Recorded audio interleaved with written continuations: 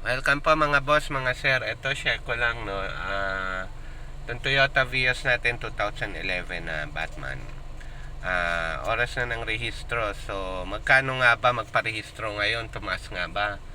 Kasi paparehistro ko ngayon. So, nagpa-quote tayo. Ito yung quote nila ngayon. 1.6 yung rehistro plus 10 pesos.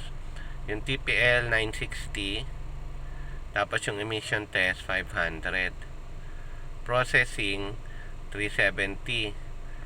So inabot din siya ng 3,440 yung rehistro. So hindi pa rin siya ganun tumaas katulad last year. Pareho lang yung rehistro, halos ganun din, di naman siya tumaas. So, yun lang, ganun. Shinare ko lang po mga boss, mga sir. Okay.